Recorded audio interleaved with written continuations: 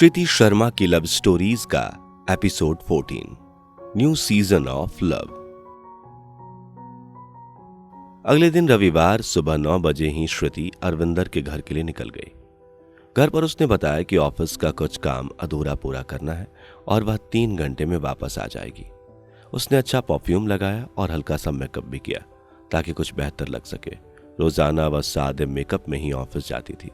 20 minute में श्रुति अरविंदर के बताए पते पर पहुंची। अरविंदर उसी की राह तक रहा था। वह घर के कैजुअल कपड़ों में ही था।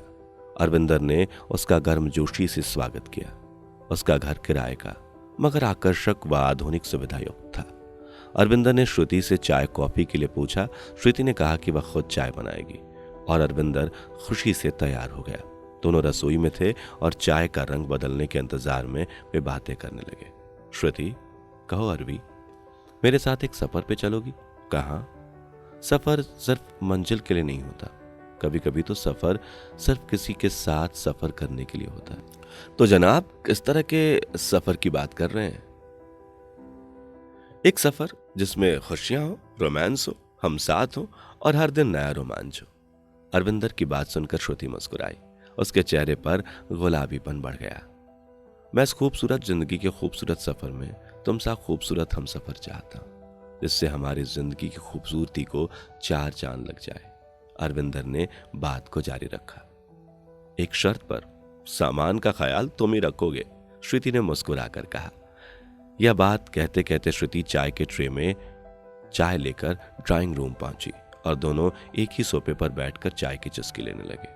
श्रुति, पिछले कुछ दिनों में से मेरी सोच में सिर्फ तुम शामिल हो। दिल चाहता है कि तुम हर पल नजर के सामने और दिल के पास बैठी रहो। रात को नींद के आगोश से पहले आखिरी ख्याल तुम्हारा ही होता है और सुबह की पहली किरण भी तुम्हारा ही नाम लेती है। मुझे तुमसे प्यार जैसा कुछ हो गया है। हाँ, मैंने महसूस किया है कि आपको मेरी फिक्र है और ऐसी फिक्र सिर्फ प्यार में देखी है मैंने। जब से आपने मुझसे रिश्ते का जिक्र छेड़ा है, मेरे सीने में भी ऐसे ही एहसास और ख्यालों के सिलसिले हैं। अरविंदर ने चाय का कप टेबल पर रखा। श्रुति का हाथ अपने हाथों में लेकर होठों से चूम लिया। श्रुति ने रोका नहीं। रेड सिग्नल ना मिलने पर अरविंदर के होंठ श्रुति के गालों और होठों तक पहुंच गए। श्रुति ने बिना किसी विरोध और हिचक के होठों के मिलन पर पूरा योगदान दिया। अरविंदर ने श्रुति को कसकर गले लगाया और श्रुति ने भी इसमें साथ दिया। अरविंदर ने श्रुति के अंगों को दबाया। श्रुति आनंद से भर उठी। श्रुति की ओर से कोई भी नेगेटिव इशारा नहीं था। अरविंदर ने अपनी और श्रुति की जीन्स की बटन खोल दिए पर श्रुति ने उसे आगे बढ़ने से रोक दिया। बिना कुछ कहे अरविंदर ने हाथ हटा लिया पर श्रुति को सोफे पर लिटाकर बिना कपड़े खोले श्रुति के ऊपर पुशअप करने लगा। श्रुति को बिना सेक्स के भी सेक्स जैसा आनंद महसूस हुआ। अरविंदर के चेहरे पर चरम पर पहुंचने वाली संतुष्टि के भाव झलक रहे थे। श्रुति ने आनंद भरी खामोशी को तोड़ा। सॉरी अरवी, पर मैं शादी से पहले फिजिकल होने में कंफर्टेबल नहीं हूं। कोई जल्दी नहीं, सब्र की शराब स्वादिष्ट होती है, अरविंदर ने मुस्कुराकर कहा। श्रुति चाहती थी कि उसे लगे कि वह वर्जिन है। भारतीय समाज के अनुरूप से वह इतना तो जान गई थी कि पुरुष ऐसी लड़की से शादी में कोई रुचि नहीं लेते जिनके चरित्र पर प्रश्न चिन्ह हो जाए, चाहे वे खुद कितने लंपट हो। श्रुति नहीं चाहती थी कि वह उसका अतीत और पुराने संबंधों के बारे में जाने। लगभग 1 घंटे तक वे एक दूसरे की बाहों में रहे और एक दूसरे के दर्जनों चुंबन का लेन देन करते रहे। पीछे मध्यम गति में रोमानी गाना चल रहा था। जाग जाती है नींदें, चैन खो जाता है, किसी का किसी पे जब दिल आता है, जिंदगी तू मेरी बस तेरी आस है, तुझी से सब कुछ तू ही एहसास है, राहे उल्फत से वापस कौन आता है, किसी का किसी पे जब दिल आता है, बहकने को काफी बस तेरा नाम है, झरने सी आंखें तेरा पैगाम है, तराने मोहब्बत के क्यों गुनगुनाता है, किसी का किसी पे जब दिल आता है। किसको सुनाएं, किससे कहें, बिना आपके हम जिंदा कैसे रहें, दिल बिन साथी से क्यों न रह पाता है, किसी का किसी पे जब दिल आता है। श्रुति और भी वक्त गुजारना चाहती थी पर उसे डर था कि कहीं उसकी मम्मी या भाई उसके ऑफिस के पास से गुजरे और ऑफिस बंद मिला तो कहीं चोट ना हो। बेमन से प्रेमी पलों को विदा कर मजबूरी के मोहल्ले के लिए श्रुति निकल पड़ी। छोटे पैदल सफर के दौरान श्रुति के मन में कश्मकश थी, कहीं वो किसी गलत राह पर तो नहीं जा रही, क्योंकि जो लग रहा है क्या वह वैसा ही है। वह प्यार की खुशी महसूस कर रही थी। उसे पता था कि हर बात, हर कदम एक ही मकसद होता है, खुशी। अगर बिना किसी को तकलीफ दिए अपनी खुशी के लिए कुछ किया जाए तो वह गलत नहीं होता। ख्यालों की कश्मकश से अचानक उसने खुद को निकालने की कोशिश की, पर ख्यालों पर किसका जोर होता है। अरविंदर उसके सपनों के राजकुमार जैसा था, पर उसके दिल पर डर का एक साया था, क्योंकि आज तक उसकी किस्मत ने प्यार के मामले में धोखा ही दिया था। वह चाहती थी कि अपने दिल की खुशी और डर को किसी के साथ साझा करे, पर वादे की जंजीरों में बंधी वह बेबस थी। फिर भी उसने दिल को बहलाया और समझाया कि ज्यादा चिंता ना करे, क्योंकि जो भी हो रहा है उससे उसे खुशी मिल रही है, बिना किसी को तकलीफ दिए। आगे जो होगा देखा जाएगा।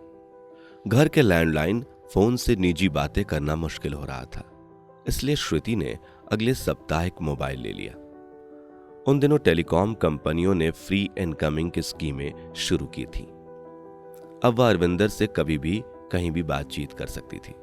वह चाहती भी थी कि उनका रिश्ता राज ही रहे, जब तक कि वह पूरी तरह निश्चिंत ना हो जाए। ऑफिस में दोनों का रवैया प्रोफेशनल ही था। अगले रविवार श्रुति फिर अरविंदर के घर गई। वे जिंदगी के अलग अलग पहलुओं के बारे में बात करते रहे। बातचीत के दौरान श्रुति को महसूस हुआ कि अरविंदर बेमन से बातें कर रहा है। उसका पूरा ध्यान बातचीत में नहीं है। श्रुति को अरविंदर की बॉडी लैंग्वेज से महसूस हुआ कि उसके तन मन में बेईमान ख्वाहिशें हैं। श्रुति ने बातों बातों में प्यार से कहा, मैं जानती हूं हर इंसान की तरह तुम्हारी बेइंसानी ख्वाहिशें हैं। मैं तुम्हारी ख्वाहिशों को खुश भी करना चाहती हूं, पर प्लीज समझो कि कहीं यह खुशी परेशानी का सबब न बन जाए। जिस बात से दुनिया बनी है, सारी इंसानियत बनी है, उस प्यार करने में क्यों प्रॉब्लम होगी? अगर कुछ प्रॉब्लम भी हुई तो वह मेरी भी प्रॉब्लम होगी। अब हम हर सुख दुख के पार्टनर हैं। अब तुमको लाइफ में टेंशन करने की जरूरत नहीं है, तुम अब मेरी जिम्मेदारी हो। अरविंदर ने प्यार से लिपटे लफ्जों में कहा। इन शब्दों ने श्रुति के मन को छू लिया। श्रुति ने अपने मन की खुशी और हामी का इजहार अरविंदर के होठों पर अपने होठ के निशान देकर किया।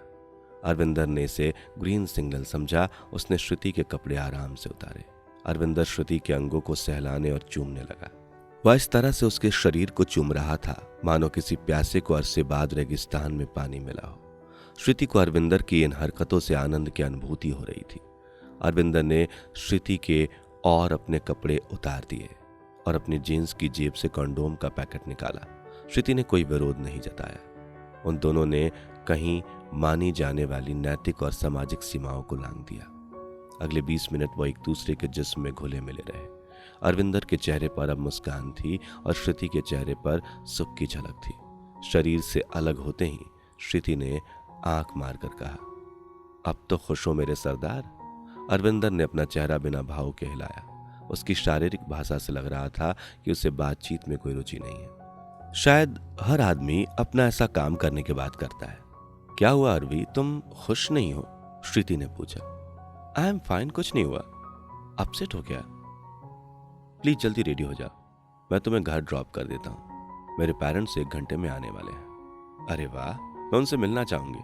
तुम्हें नहीं लगता कि उन्हें उनकी होने वाली बहू से मिलना चाहिए? श्रुति ने उत्साहित होते हुए कहा। अभी नहीं, बहुत जल्दी मिलवा दूंगा, प्लीज अंडरस्टैंड। कहकर अरविंदर उठा और बेडरूम से बाहर चला गया। श्रुति ने कपड़े पहने और अरविंदर भी कपड़े पहनकर आ गया। अरविंदर ने अपनी कार से श्रुति को उसके घर के पास छोड़ा। रास्ते भर श्रुति ने अरविंदर के व्यवहार में बदलाव महसूस किया। श्रुति ने बात करने की कोशिश की, पर वह शांत रहा। श्रुति ने शांति से सब महसूस किया। श्रुति के तार्किक मन में अब शक के कीड़े रेंगने लगे। कहीं वह जिस्म की भूख मिटाने के लिए तो उसका इस्तेमाल नहीं कर रहा है। पर श्रुति के मन के भावुक हिस्से ने समझाया कि जल्दी किसी नतीजे पर नहीं पहुंचना चाहिए। शाम को श्रुति ने उसे कई कॉल किए, पर हर बार अरविंदर ने कॉल काट दी।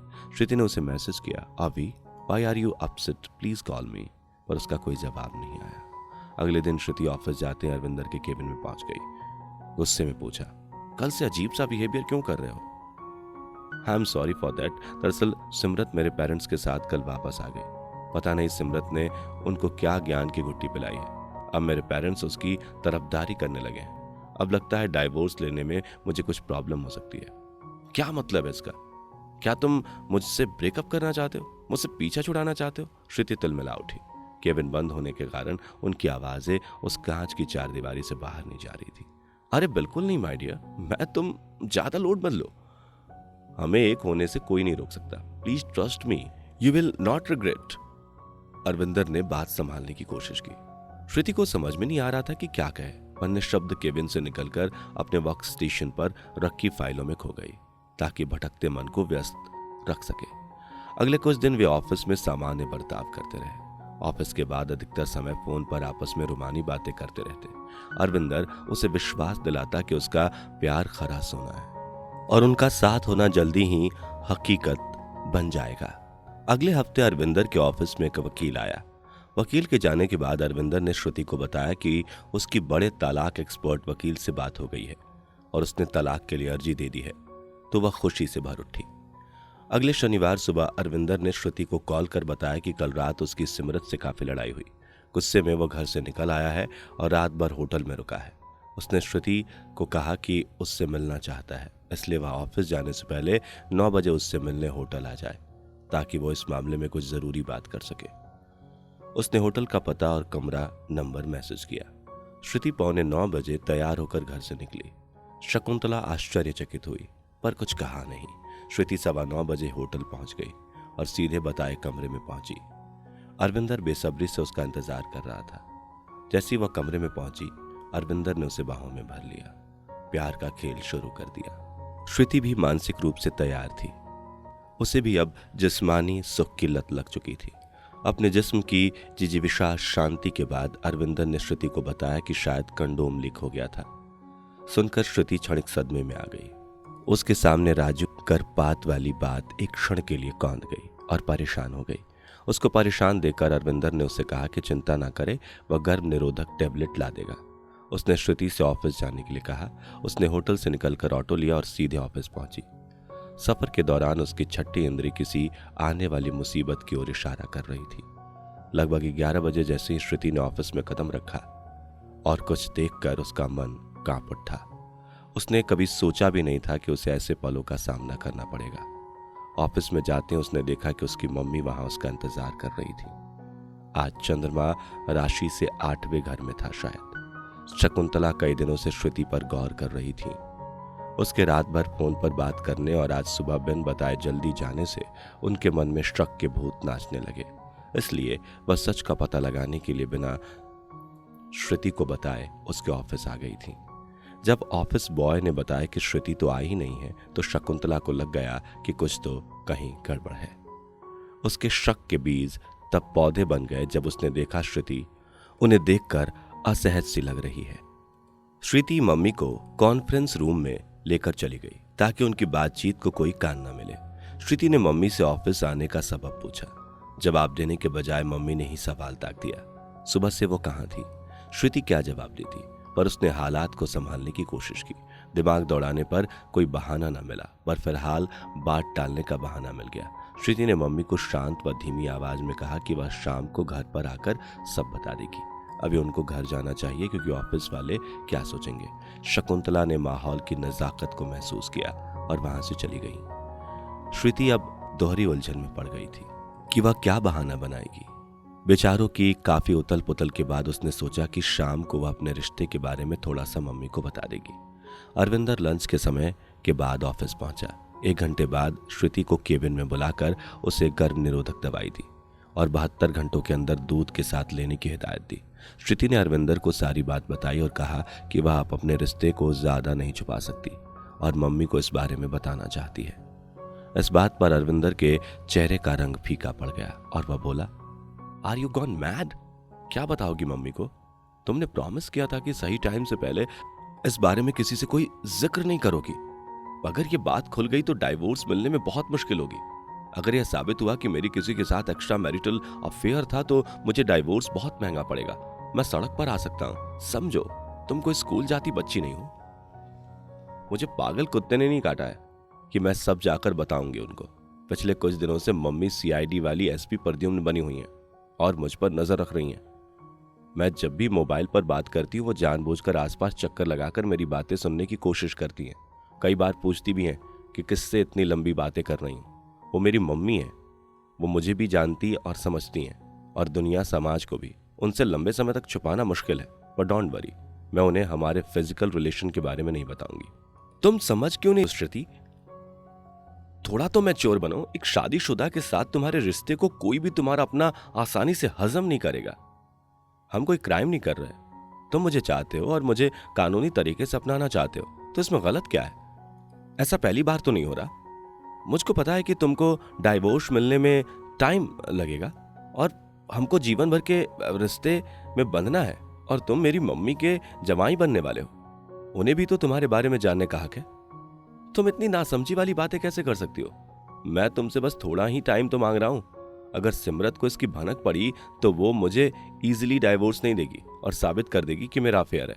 पर मुझे बेटी का अधिकार भी नहीं मिलेगा और इस तरह से मेरे केस की माँ बहन ठुक जाएगी। मुझे अपना सब कुछ देना पड़ सकता है उसको। तुमको शायद इंडिया में डाइवोर्स केसेस का आइडिया नहीं है। प्लीज हमारे अच्छे फ्यूचर के लिए समझो, ठीक है?